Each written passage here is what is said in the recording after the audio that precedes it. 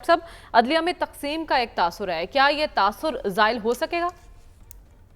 देखिए, ये एक चैलेंज है कि अदलिया में जो नाइत्तफ़ाक़ी का मुज़ाहरा पब्लिक हुआ, जो कि बयानात से हमें अंदाज़ा होता है।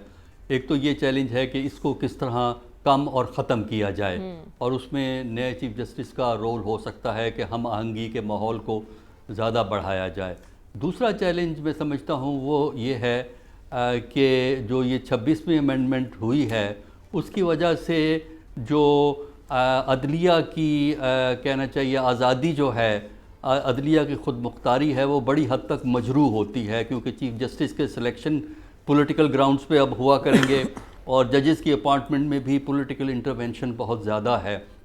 और पॉलिटिकल इंटरवेंशन की ट्रेजेडी हमारे मुल्क में ये है कि वहाँ असूल नहीं होते, वक्ती मसलहतें होती हैं। मैं आपको हिस्ट्री का थोड़ा सा क्विकली रेफरेंस देता हूँ, आप खुद ही अंदाज़ा कर लें मैं क्या बात कहने की कोशिश कर रहा हूँ। 97 में आप जाइए, जब सज्जाद अली शाह और नवाज़ शरीफ के दरमियान चल रहा था मैच, कंटेम्प्ट ऑफ कोर्ट का इशू था, तो उस वक्त दिसंबर 97 में सज्जाद अली शाह साहब को फारिग किया गया सीनियोरिटी प्रिंसिपल पे कि जब उनकी अपॉइंटमेंट हुई थी वो सीनियर मोस्ट नहीं थे, अजमल मियाँ सीनियर मोस्ट थे, लिहाजा सज्जाद अली शाह को चीफ जस्टिस नहीं बनाया, ख़त्म करने का फ़ैसला किया। फ़ारूक लगारी साहब प्रेसिडेंट थे, उन्होंने इस ऑर्डर पे जो कि प्राइम मिनिस्टर की तरफ से आया था उसको साइन करने में हिचकिचाहट दिखा रहे थे, तो फ़ारूक लगारी साहब को यह थ्रेट किया गया कि वो इम्पीच हो सकते हैं, जो कि उन्हें पता था कि हालात ऐसे थे कि इम्पीच हो जाएंगे। उन्होंने रिज़ाइन किया, वसीम सज्जाद साहब एक्टिंग प्रेसिडेंट हुए, वसीम सज्जाद साहब ने उस ऑर्डर पर साइन किए, जिसकी वजह से सज्जाद अली शाह फारिग हुए और जो अजमल मियाँ थे वो एक्टिंग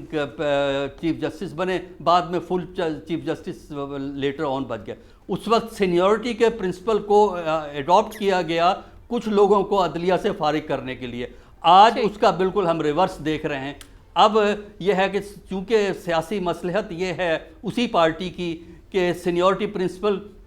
की अब ज़रूरत नहीं है, बल्कि अब ज़रूरत थी कि कुछ सीनियर लोगों को इधर उधर करना था, लिहाजा उन्होंने 26वीं अमेंडमेंट से इधर उधर कर दिया। तो ये जो सियासी मसलहतें जब आती हैं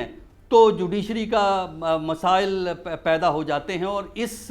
तासुर को गलत करना है कि जो अदलिया में इस किस्म की इंटरवेंशन है, बल्कि ये तासुर देना चाहिए कि अदलिया आज़ाद है, अदलिया अपने पुराने जो वकार को कायम रखे हुए है और फैसले मेरिट पे होंगे, सियासी दबाव या लेकिन डॉक्टर साहब इसमें अगर सियासतदानों को सुना जाए तो उनका मौक़िफ़ ये है, उनके गिले शिकवे ये हैं कि मनपसंद फैसले सामने आए और कुछ लोगों को नवाजा गया। और डॉक्टर साहब बुशरा बीबी बाहर आ चुकी हैं, पीटीआई की मुश्किलात कम होती आपको दिखाई दे रही हैं, अब आपको लगता है कि बाहर जो एक खला नज़र आ रहा था क़यादत का वो पुर हो जाएगा बुशरा बीबी के आने से? देखिए, पीटीआई में बुशरा बीबी की तो क़यादत हमने कभी देखी नहीं, पता नहीं कहीं होती होगी, हमें तो मालूम नहीं है। लेकिन यहाँ तो क़यादत इमरान खान की थी और वही वो इसको चलाते रहे। जो इसकी मुश्किलात हैं वो तो अपनी जगह कायम रहेंगी, क्योंकि ये पार्टी इस वक्त नॉर्मल सिचुएशन में नहीं है, अंडर प्रेशर है। जहाँ तक इनकी रिहाई का ताल्लुक़ है बेल पे, वाकई ये बड़ी हैरानी की बात है कि हुकूमत वक्त मुखालफत कर रही हो और उसके बावजूद कम से कम पब्लिकली, और इसके बावजूद बेल हो जाए। यही तो चीज़ है जिसकी वजह से 26वीं तरमीम में अदलिया का बंदोबस्त करने का फ़ैसला हुकूमत वक्त ने किया है, ताकि जो थोड़ा बहुत रिलीफ के चांसेस हैं तो वो भी डिस्करेज हो के उस किस्म के रिलीफ के चांसेस जो हैं वो ना बने। पाकिस्तान की सियासत में जो चीज़ें हम इस वक्त देख रहे हैं वो बड़ी हमारी एक लॉन्ग टर्म बदकिस्मती का इजहार करते हैं, क्योंकि ऐसी प्रेसिडेंट्स कायम हो गई हैं कि आइंदा कभी हालात बदले इस मुल्क के अंदर, जो कि हमने देखा है बदलते हैं, क्योंकि पार्टनरशिप्स तब्दील होती हैं हमारे मुल्क के अंदर, हमने देखा है।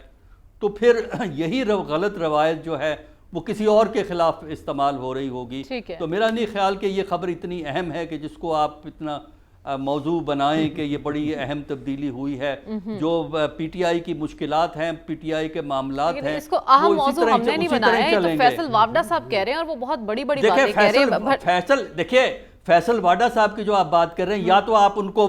इस्टेब्लिशमेंट का स्पोक्समैन करार देते, फिर तो हम उनकी बात को अहमियत दे देंगे। बाकी बयानात हैं, जो भी बयान देना चाहे, मैं अगर इस वक्त बैठा हुआ, आप परेशान ना हो तो मैं 2-4 बयान दाग दूं तो वो बहस का अगर वो मौजू बन सच जाएंगे। हो जाए तो फिर मैं हैरान और परेशान होंगी, क्योंकि फैसल वाडा साहब ने जो कहा वो सच हुआ है। और डॉक्टर हसन अस्करी साहब, आपकी नज़र में पीटीआई और जेयूआई जो बड़ी कुर्बतें थी पिछले दिनों, आने वाले दिनों में सब खत्म होता नजर आ रहा है आपको? वक्त के साथ ये डिस्टेंस बढ़ेगा, क्योंकि जो कुर्बत का मुजाहरा हुआ था वो एक ख़ास कॉन्टेक्स्ट में था 26वीं तरमीम के हवाले से, और जैसे जैसे वक्त गुजरेगा 26वीं तरमीम के नेगेटिव असरात सामने आएंगे और ये फासले जेयूआई और पीटीआई में जो है वो बढ़ेंगे, लेकिन इसका मतलब ये नहीं है कि उनका झगड़ा कोई पब्लिक आएगा। ठीक है, लेकिन फासले बढ़ते दिखाई दे